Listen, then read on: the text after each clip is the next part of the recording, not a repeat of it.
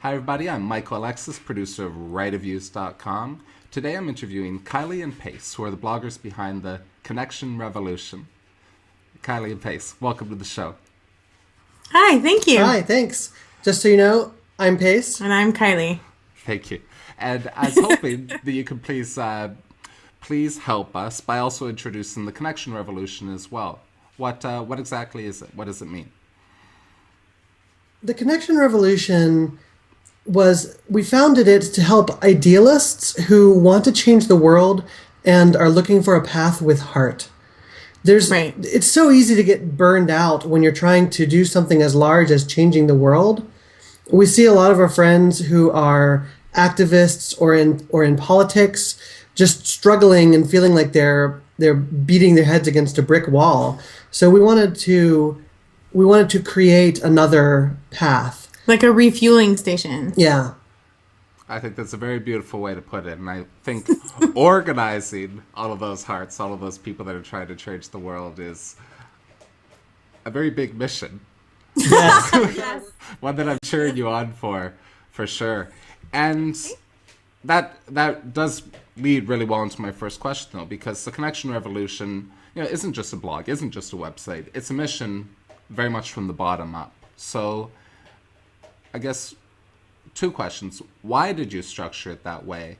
And how did you structure it that way? Those are great questions. Those are. Well, we were kind of struck by the inspiration that we needed to create the Connection Revolution. So it was a movement before it was a business, before it was a blog. It was an idea. And we chose the vehicle of a for-profit business for a couple of reasons. One, if we put 100% of our energy into it, then we can't put it on the back burner. Right. It's not going to get set aside or forgotten if we really focus on it all the time. Right. We're not going to say, oh, well, I'll change the world in my spare time. And then you're so exhausted from whatever you do for your job that you just get exhausted and you don't focus on it. Right. Also, I have something to prove. I think this is my reason. Yeah, that's a her thing. I want to prove that a for-profit business can do good. Right, can be entirely good. Yeah, because there's such a negative stereotype. It's like, oh, for-profit business, like only nonprofits. Like nonprofits have an exclusive monopoly on doing good in the world. No. So I want to be an example of the change that we're trying to create in the world by being for-profit and generous and not greedy and doing good in the world. Right.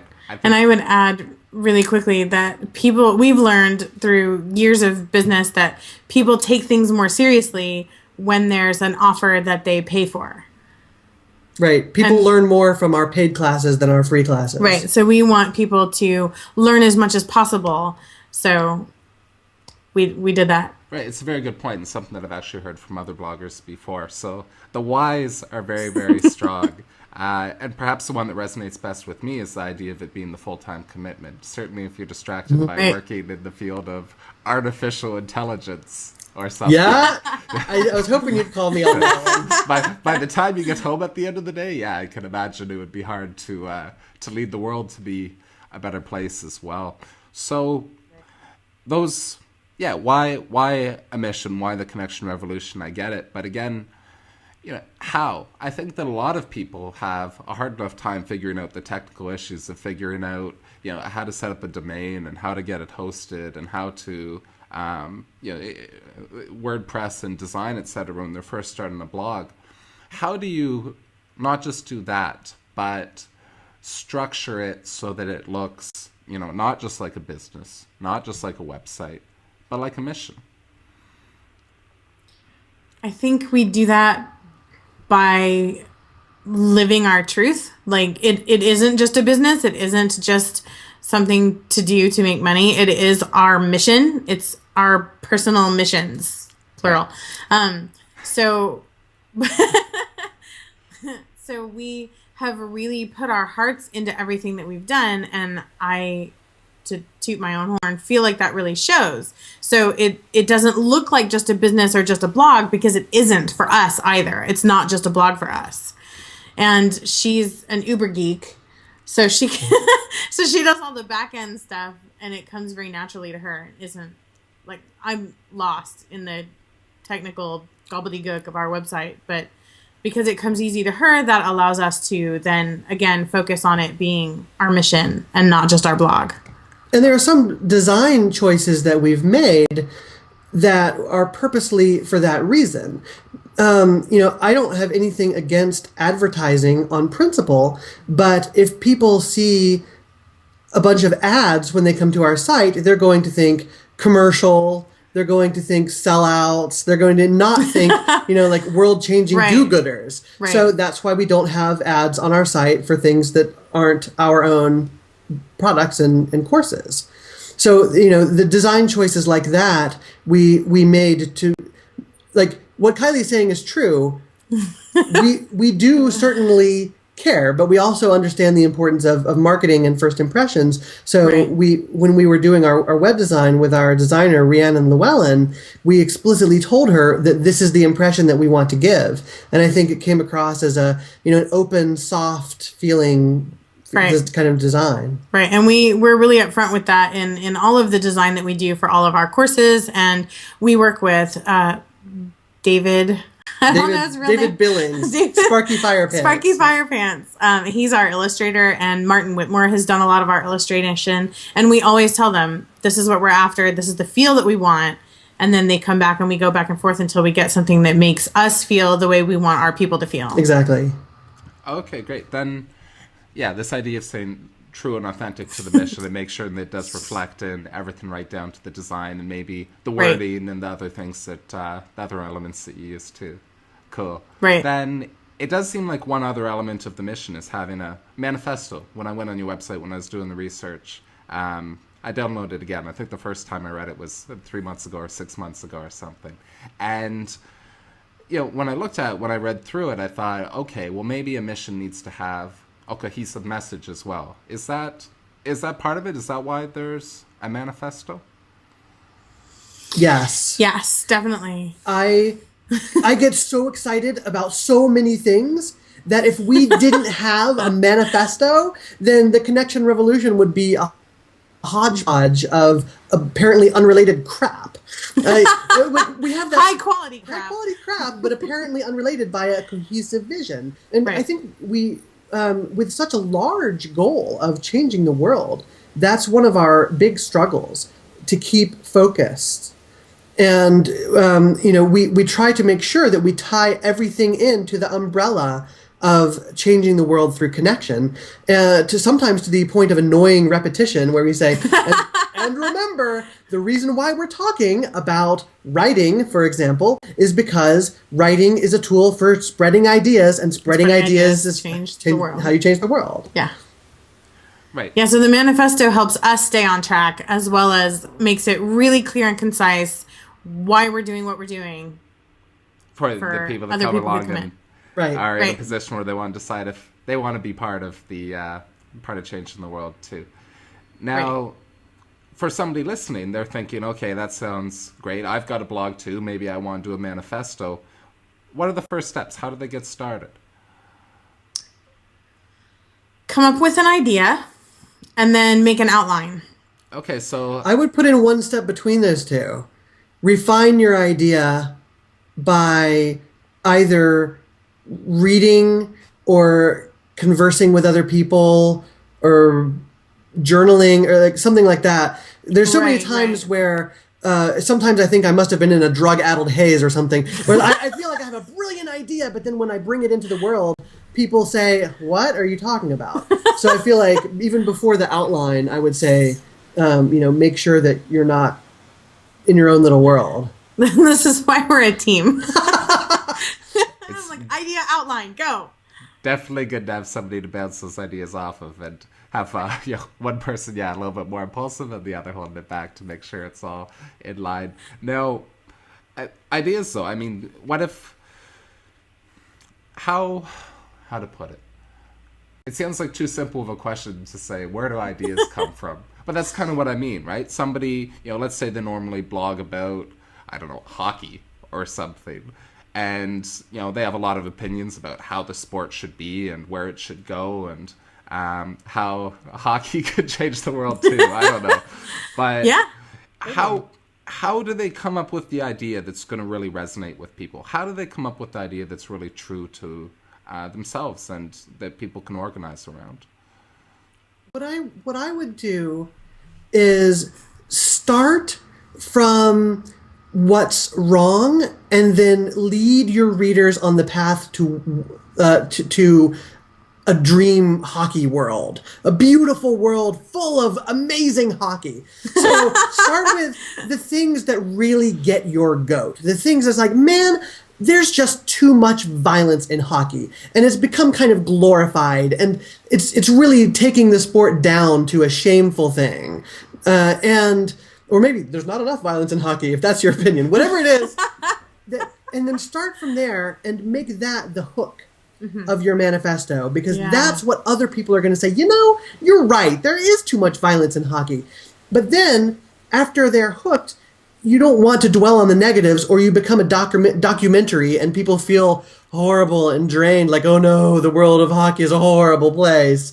And you want your people to feel good after reading your manifesto. Right. So then you want to tell a story about what a perfect hockey world could look like, about what the glorious dream of hockey, and make it as vivid as you possibly can. That's what will really resonate with the people who read the Hockey Manifesto.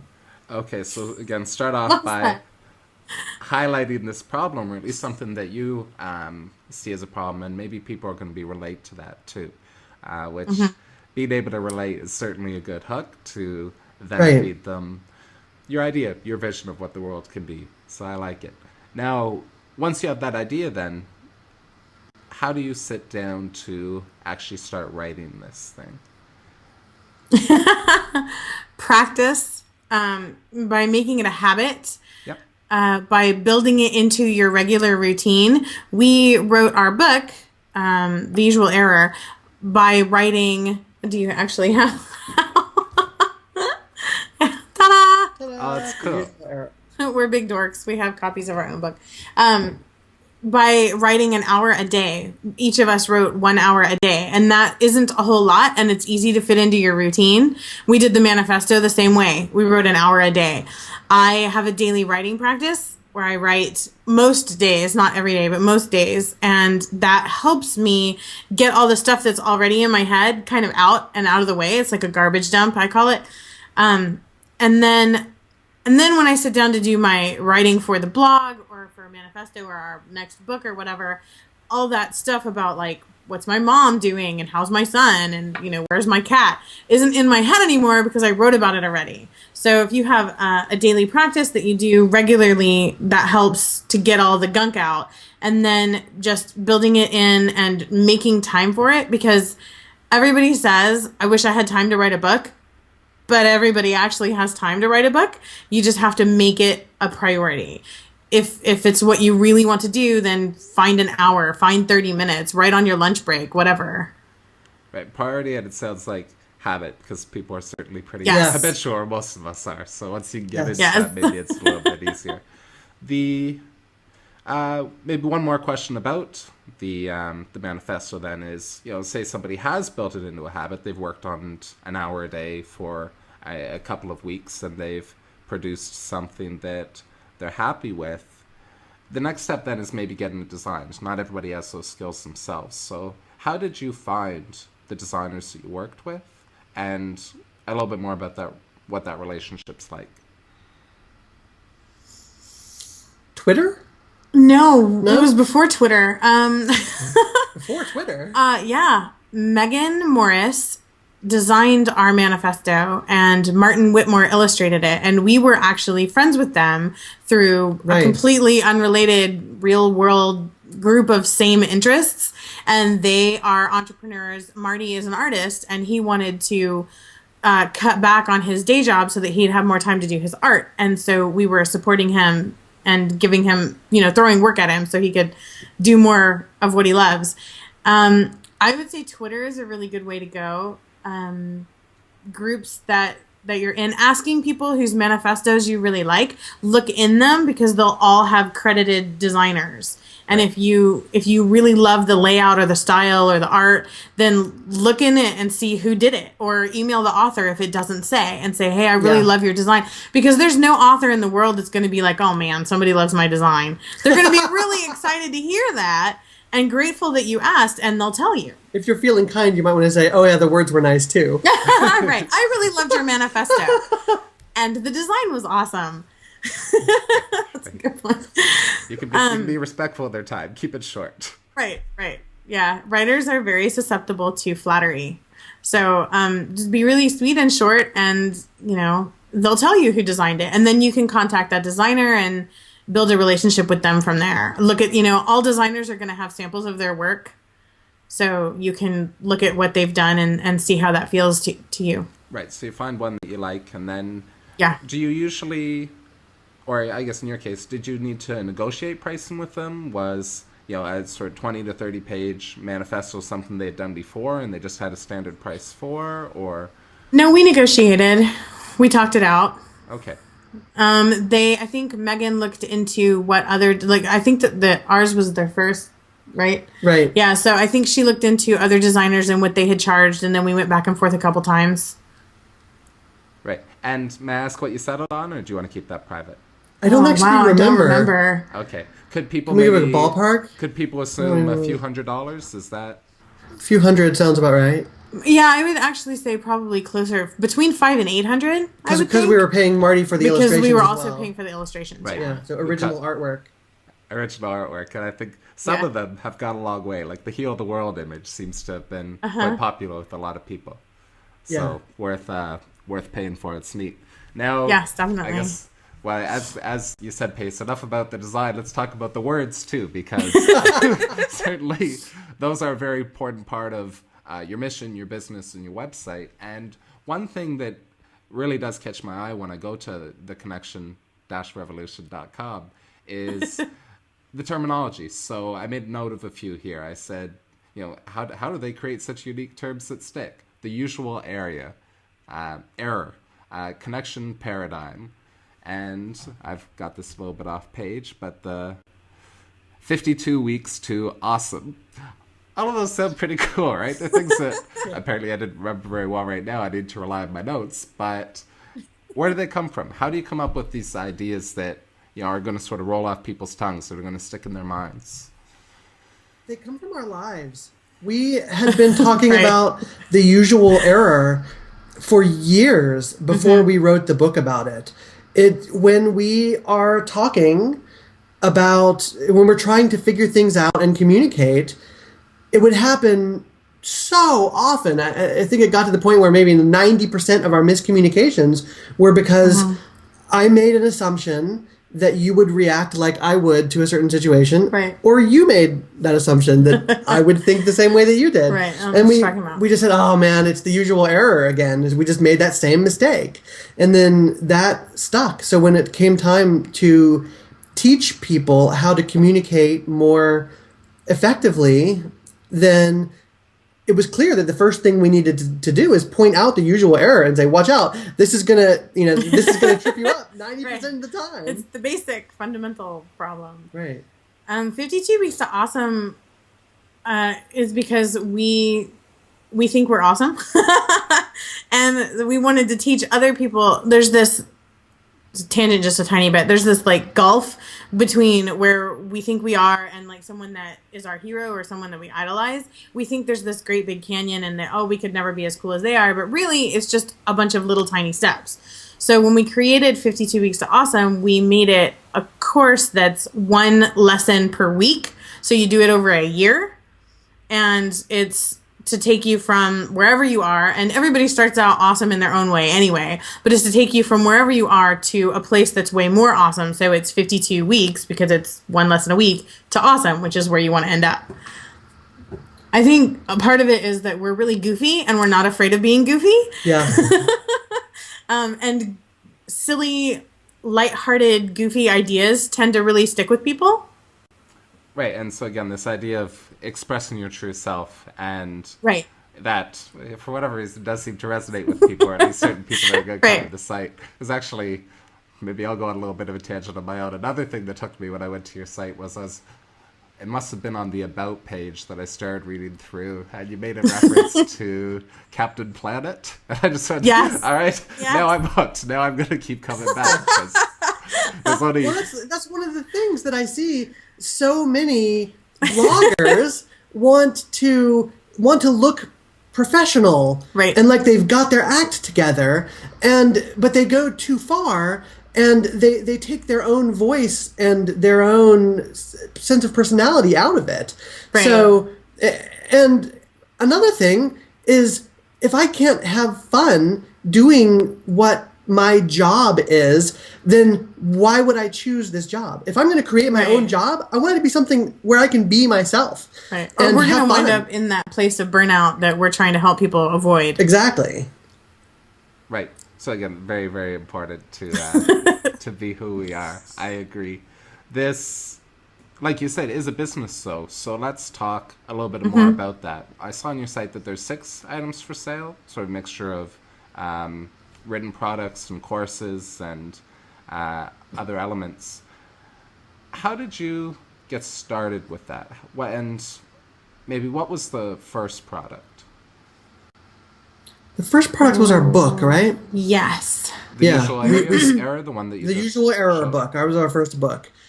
And Yeah, we kind of did things in reverse. We had a book, Right. and then we built a blog, whereas most of the bloggers that we know did their blog and then produced a book. yeah, and I would recommend for most people doing Doing it the other way. usual way rather Yeah. than the way we did it. But it was useful to have a book out when we were getting started because it helped us build authority quickly. People were like, "Oh, these aren't just some fly-by-night bloggers. They've actually written a book, We have and a it's book." good, Right. and it actually helps people." And then I think the second thing we did was 52 Weeks to Awesome. Right. And because what we learned from the book was that people would read it and they would say, wow, that was a good book.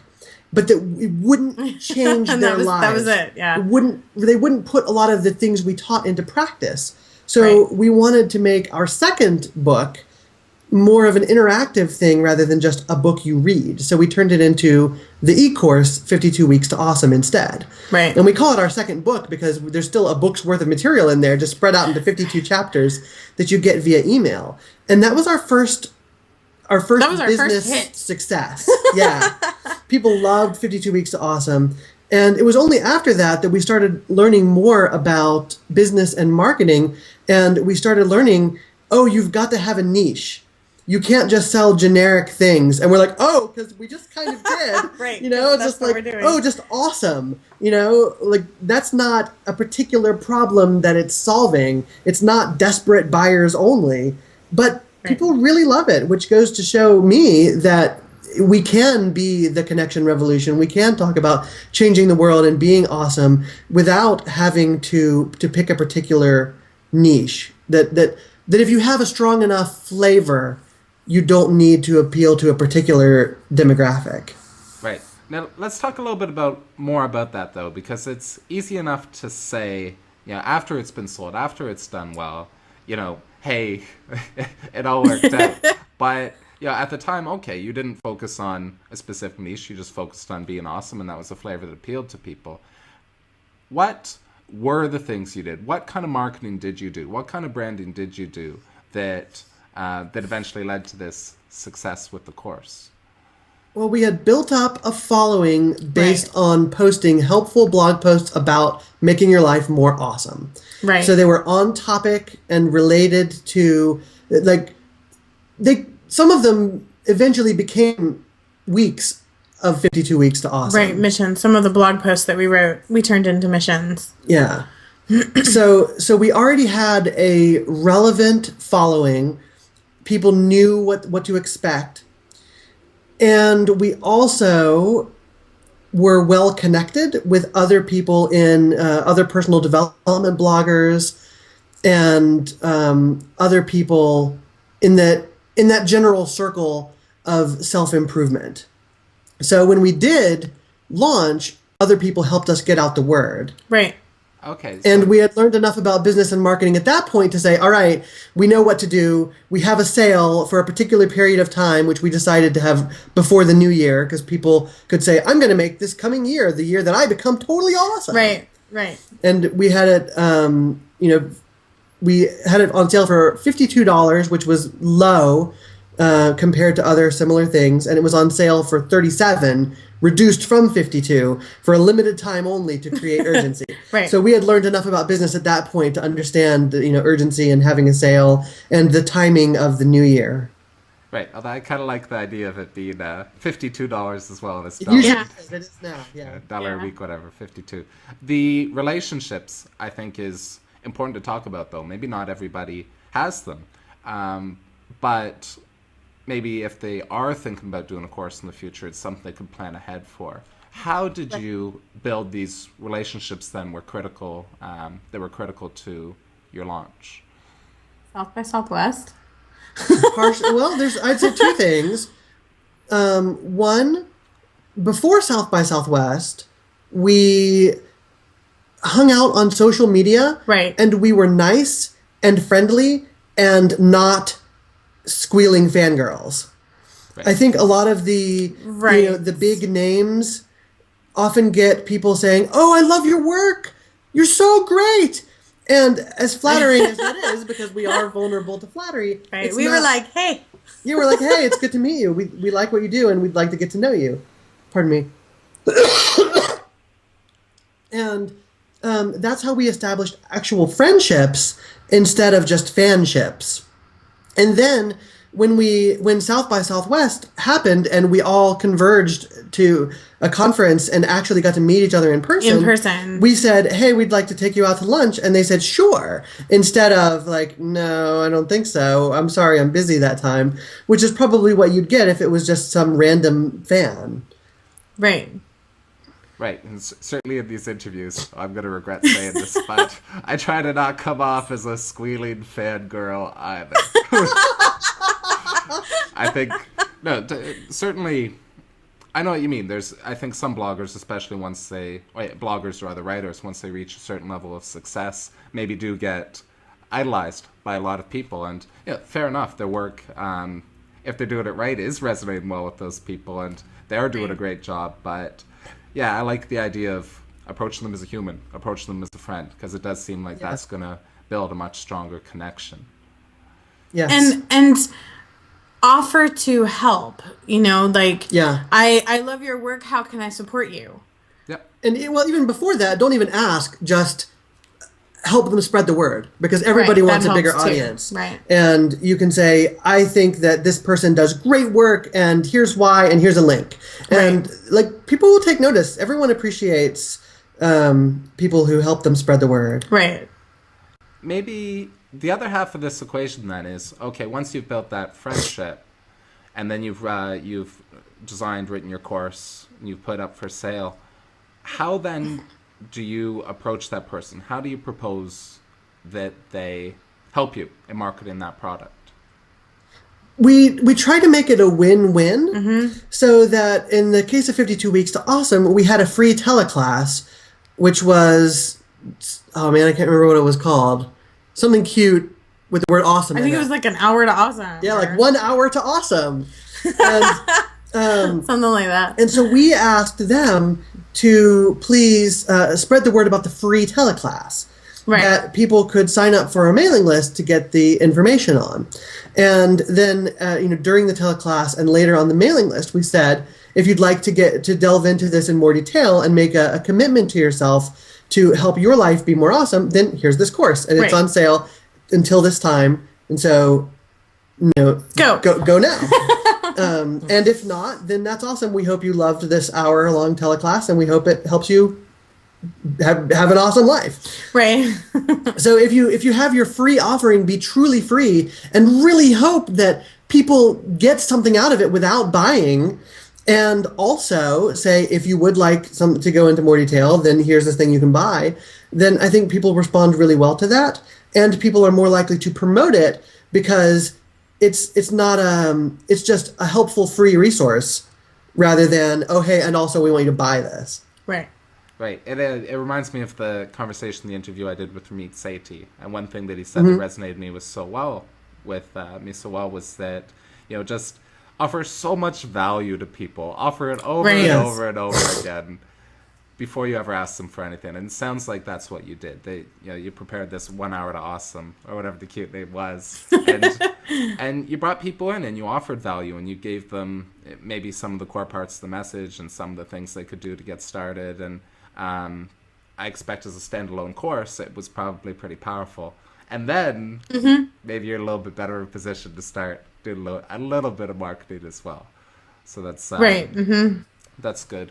One last question about the products then before we move on to other parts of the conversation, which is pricing. You said $52 a week was cheap, and then you put a little bit cheaper for the need to create urgency. But how do you come up with prices for the other products, the other courses?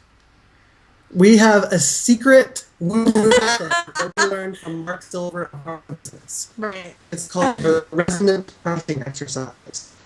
I think so. Fancy. And I'll give away the price here. Here's how it works. So you ground and center and focus on your heart. And then you fill up with divine appreciation for the work that you do. Mm-hmm. And from that place of fullness grounding, you prepare who then asks you, ask away. Don't put me on the spot. Okay. What is the lowest price that you can feel that it's so low it kind of makes your tummy run, like it's not comfortable. It's not a comfortable low price. Yeah. And then you ask the reverse, what is the highest price you can imagine, which is so high it makes you kind of dizzy. And then you take those two numbers and you go between them in increments of whatever, like $10 or $20 or $50, depending on how big your range is, until I'm paying attention to how my heart feels to each one. Of like, do I lean in? And does my heart feel like expansive, or does it shy away and shrink? And sometimes there's one price where my heart just says yes, and sometimes there's a range where it's like yes, yes, yes, no, no, no. Right, and since there's two of us, we take turns doing it to each other until we agree. Match up. Now, with 52 Weeks of Awesome, we decided to do $52 because it was synchronous. Like 52 weeks, $52. It had nothing to do with spirituality or we didn't know that trick yet. Anything. Yeah. So that's something else that you can do. Just what feels right or what sounds good or what goes well with whatever product or idea that you're doing, too. Yeah, because there's no science to it. I mean, like if you look at the competition, you'll just stress yourself out feeling you're too high or too low. And I feel like having something that feels right to your heart is the most important thing, because then when you market, if you have a price that's too high for you to feel comfortable with, you're going to say, it's a little expensive, but it's really good. And nobody wants, like, that kind of apologetic marketing is not going to inspire anyone's confidence in you. Right, and on the same token, or on the other side, if it's too low, then you'll be resentful. Yeah. When people buy it, you're like, oh. I'm giving it away, my goods.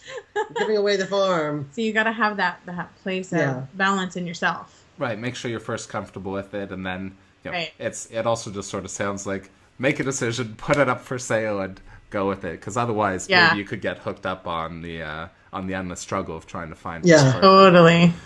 Okay, so all right, we've got a mission, we've got a manifesto, we've got we've got products that we've managed to put all together. My next set of questions then are about how you manage your relationship. How, as a couple, you were able to produce all of this work without being, at each other's throats. Oh my gosh, there's a whole interview worth of stuff there. Okay, well, let's dwell on it for a few minutes, anyways. We sucked at it at first. We were really bad. We were really bad. We have very different working styles. as you noted earlier, I'm way more impulsive and she's way more, we call it the Jeep driver and the train conductor. Because I want to get in my Jeep and I have a map and I know when to be there and I'll see ya. And I like drive off into the mud. No, we must stop at our appointed location at our appointed time. We must run on the tracks and we must be on schedule. So you can see that we didn't mesh very well there at first. But so what we did was we created this system. We call it the mid-boss. So one of us is the mid-boss and the other is the advisor for every single thing we do, for every part of everything that we do. Because our first mistake was we tried to do everything. We tried to agree on every little thing together. We even tried to co-write the manifesto. It doesn't work. You've got to have one person write the rough draft and then the other person revise. Or we would take the outline that we made and divvy it up. Like, oh, this part really calls to me, so I'll write that. And you like this part, so you write that. Yeah. And then we would edit it so that the voice sounds the same because you don't want to be jarring when you're reading a document. So we created this system where one of us is always in charge and the other one is the advisor. And it rotates depending on, like for the World Changing Writing Workshop, I'm the mid-boss. I get the final say. And for most other things, it's her. Well, for writing, you're generally writer, marketer. Right. Those are our main, how they usually line up. We'll see it take on. Yeah, so we played to our strengths. Right. And again, I like the titles. I like the terminology, this idea of the Jeep driver and the conductor and the mid-boss and the advisor. It's all it's all pretty cool. So maybe another part of it is that, let's say another couple is watching this and thinking, oh, maybe we want to start a mission together. But they both have day jobs. They're going to stick with them and they're going to work on together in the evenings. We're talking about maybe 1 or 2 hours together versus a full-time commitment is a lot of time. It is, yeah. Spend together. Has that been an issue as well? No, again, we don't really do every single thing together and we're careful to not like breathe down each other's necks. Pace is more of a micromanager. So we've talked about it. And again, we've been doing this for 5 years. So we've gotten to the point where I can just be like, okay, you're breathing down my neck. And she's like, oh, sorry. And she backs off and there's no hurt feelings. But it took a lot of work to get to that point. But it took a lot of work to get there, a lot of conversation. But so what we found most effective is at the beginning of our time together to work, because she works part-time in the mornings at her artificial intelligence geek job. So at the beginning of our work day together, we talk about what we're going to do. And then we kind of go separate ways and she does her thing and I do my thing. And then at the end of our workday, we sync back up. What'd you do? How could we have made it better? And so forth. And that way we're really connected when we get going and we're really connected at the end, but we don't necessarily work together for the entire chunk of time every single day. And even if you're only working for an hour or two, I would advise the same thing. Right. Right, and putting that organization and professionalism on a relationship that otherwise doesn't naturally necessarily have it, right? I think and take breaks for sweetness. We take breaks to hug. We take breaks to dance if we're feeling stressed out. Otherwise, we'll just get too obsessed with the work because we love it. And that's all we'll ever talk about. Right. And I think the most important thing that has helped our romantic relationship as opposed to our business relationship is having a date night where we are completely forbidden to talk about work. One night a week, we do not talk about work because it is our mission and it is our passion. And if we don't have that special sacred time set aside to talk about like how our friendship is and what else is going on in our lives and like what's happening with our teenager, then we're going to go nuts and we fight more. Yeah. So having that, I think that's the number one thing is have a time set aside where you do not talk about work. Right. Because you'll talk about work. That's not going to be a problem. Forcing a little balance sounds right to me. Now, I'm very conscious of the time here, so we are going to keep going on with the questions. Okay. And there's standard questions. It looks like I need to go, actually. On my clock. What time is it? Over there. Sure. So is it okay if I go and you can keep talking to Pace? Of course. Sounds good. Okay, awesome. Right. Thank you. This was really fantastic. Thanks so much, Kylie. I'll talk to you again soon. Bye. Take care. I'll go into the studio. All right. You've got me all to yourself. All right, Pace. Solo mission now. So The next question then is for the people viewing. What's one thing they can do this afternoon to get ahead with their blog? Oh, wow, just one. Of the many options. They're just getting started, and they've they've set up the technology, they've got their site, they've started writing. But what's something they can do to maybe get more people visiting, more people sticking around, more people buying? I would say make friends with one other blogger that you admire. Start a conversation with somebody on a basis of hopefully mutual respect, instead of just saying, "Hey, I love your blog," which will get you forgotten quickly. It's a nice thing to do, but say, come up with an idea for some common ground that you see between yourself and this blogger that you admire, and take the first step toward making that common ground actually bear fruit. So maybe it's something like, they talk about something that's related, and I could interview this blogger and share it with my readers. Or maybe it's, hey, there's this great post and I want to share that with my people. Maybe it's like, in the future I could see we could collaborate on this and it would be amazing. So the first step to that is to reach out and connect. So that's my advice. Reach out and connect to one blogger that you admire. Right, again, this power of connection is part of the revolution. Unsurprising that I recommend connection. Yeah, it's very, very good. Consistent. We touched on this earlier in the interview, but I would like to ask a little bit more about how you manage your time and finances to be able to write. Before Kylie left, she said that you still work part-time in artificial intelligence? Okay. Yes. So what we did is when we started the Connection Revolution, we had a big money budgeting conversation. And what we decided to do is we cut our living expenses in half so that I could drop down to half-time at my day job. And that gave us the freedom to grow the business at its own pace, instead of having a deadline of, oh crap, the money is going to be out, so we've got to push and make tons and tons of money really fast, because that would just stress us out, and we wouldn't be able to do this kind of deep heart connecting work if we were constantly worrying about paying the rent. So that's how I dropped down to halftime. And it was rough adjusting to the reduced expenses, but after a couple of months, we got used to it, and it's been sustainable. Once you're in the habit. What was the biggest change? Mm-hmm. What was the biggest expense that you cut? The biggest expense was a line on the budget that was called random necessary crap. And it turns out it wasn't that necessary after all.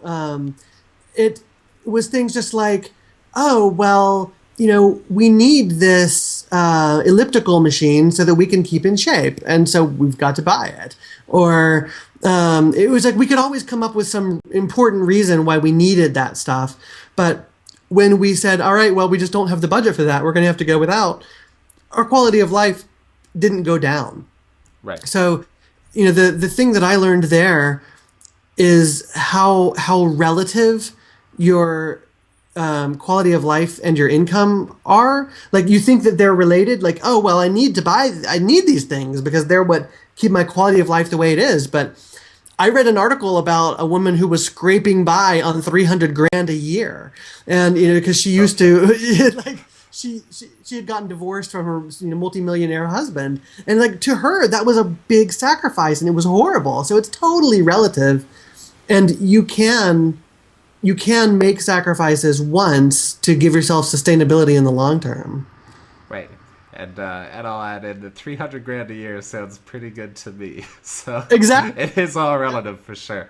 Okay, so yeah, somebody watching, if they have a full-time job, if they want to be able to commit more time to writing, could do what you did. Maybe approach it in the halfway at first, cut half the expenses and spend half the time writing instead and starting the business. I like it. Very, very practical advice. Most profitable method of monetization, was that the 52 weeks to awesome?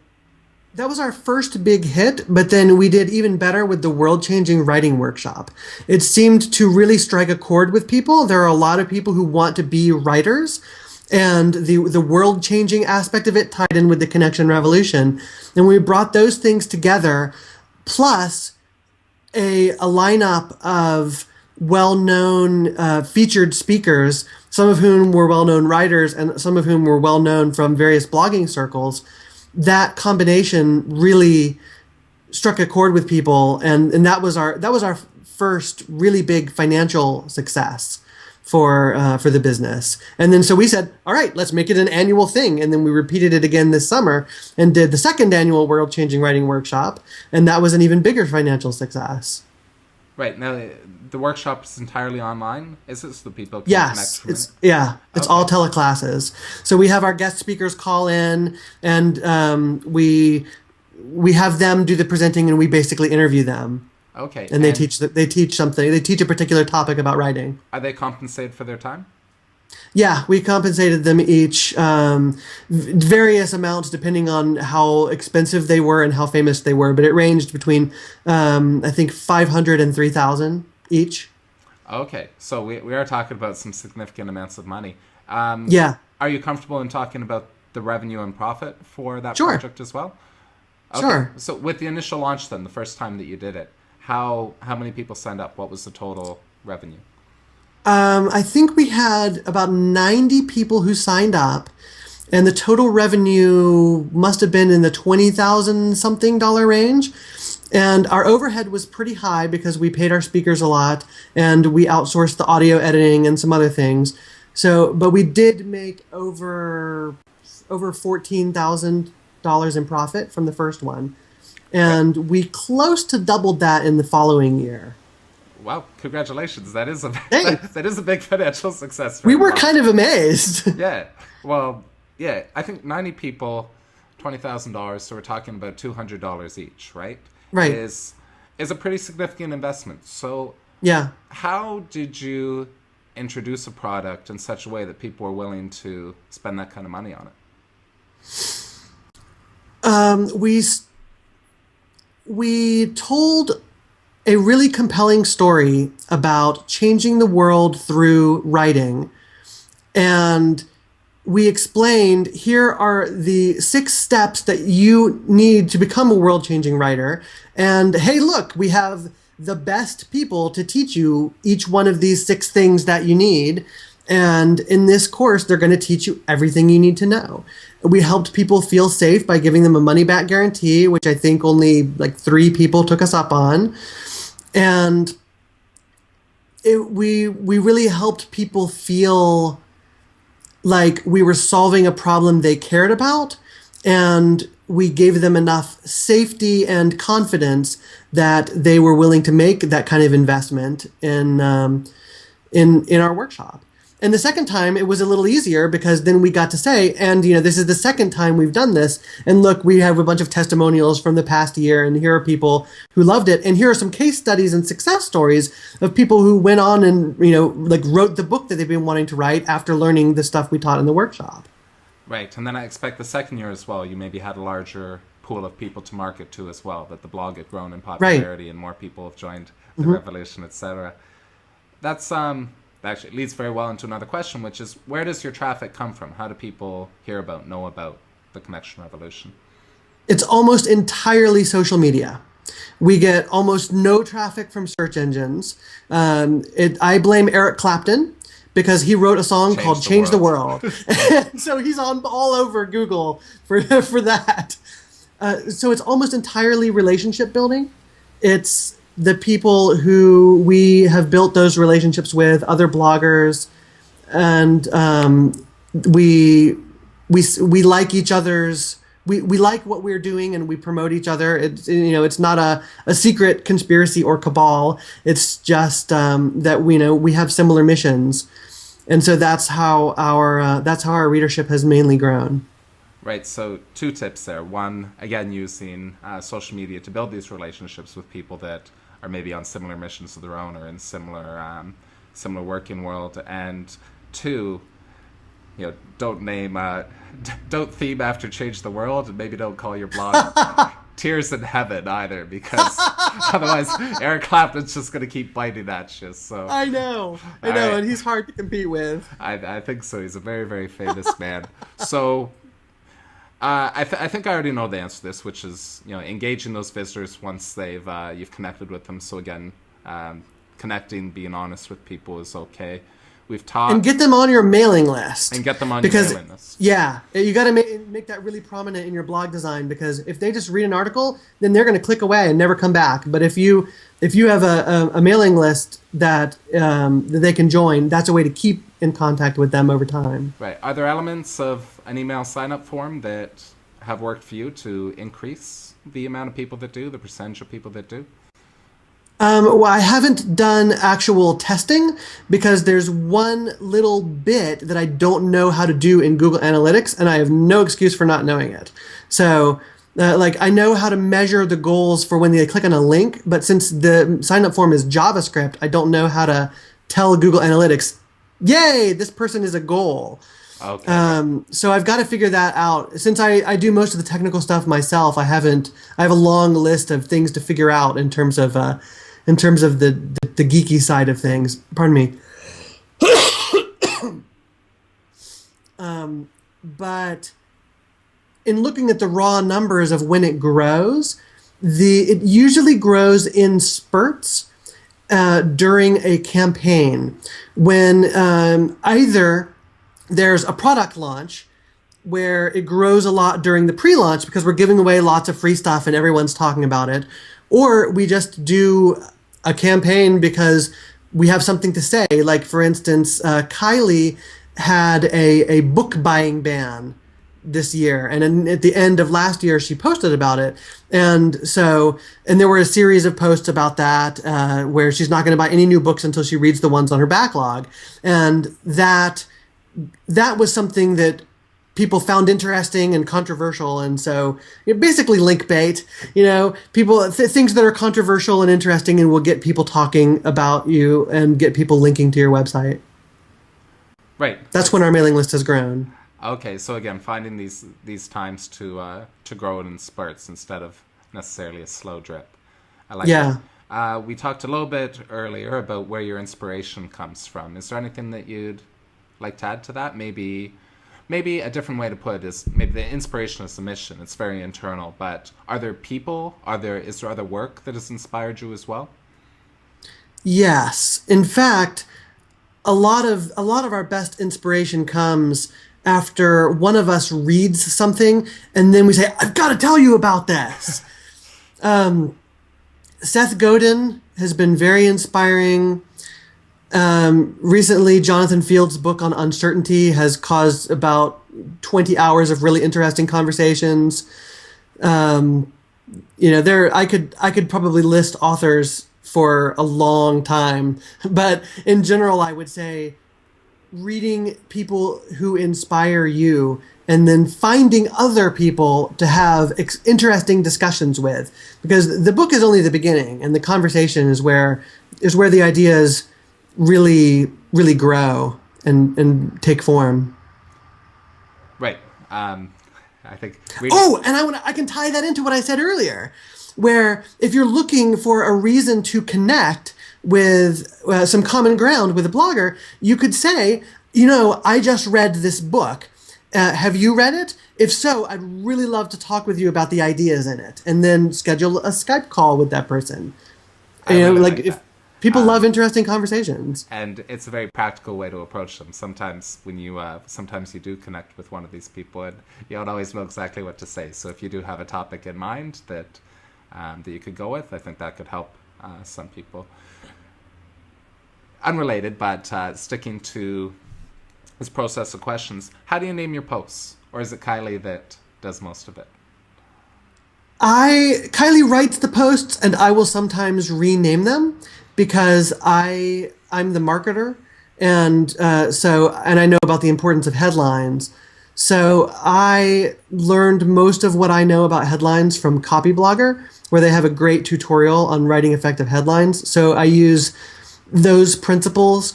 The two main principles are I want to do something to make them curious and make it seem relevant to something they care about. So, so I might include something that will pique their curiosity. Something like, wait, what could that be about? That seems weird. And something that seems like is relevant to a problem that they have. So, if the post is about motivating yourself without pushing your nose to the grindstone, then put in something there about like, here is a way to motivate yourself without feeling like you're grinding your nose all the time. If I can do both in a headline, then it's a really good headline day. Sometimes I'll just be able to squeeze in one or the other. Right. So again, the balance between curious and offering. Telling them what the post is really about. Right. What's your workspace like? Where does the work, the writing work and the marketing work get done? We have two different workspaces. We have our main workspace, and then we have a creative studio. Our main workspace, I've got a big desk with lots of wide open spaces, and Kylie's got a tall desk with lots of little nooks in it, and that is where we do most of our day-to-day work. And Kylie has a creative studio in our sanctuary in the other room where she does her writing and her art. Okay, so the space, and maybe again talking about the relationship where you can maybe separate and do the work again as well. So important. There's two questions left for you, Pace. The first is, what resources or tools are the most useful for you as part of the Connection Revolution? Well, let's see. In terms of software tools, the ones that I use the most often are Audacity for various audio things, and I use Paint.net for, it's like Photoshop except free. I use that for my visual editing. I use TweetDeck for my Twitter app. Kylie loves Scrivener for the Mac for writing. What is That's Scrivener? her main. It's a word processor that has a lot of useful built-in things where you can save little snippets of things and organize them into folders. So it's like a writer's desk where you've got not only your writing space but also like your idea folders and all sorts of things. I don't know all the details because I use a PC and she uses Mac. A house divided. Right. And but that's the basics of it. Right. That do sound like useful applications, especially that Scrivener. Maybe something I'll look into after the interview. One final question then, which is a thought or an idea, something that you wish somebody had told you when you first started blogging. You're not going to get it right the first time. So just get out there and try stuff, and seeing what actually works is a far better way to learn than thinking about it, because you're going to be wrong and you're going to need to try again. Therefore, don't invest thousands of dollars in a website until you know that it's something you're going to stick with for more than a year. Right. And don't make any, bootstrap, basically. Start small until you really know what works and then grow from there.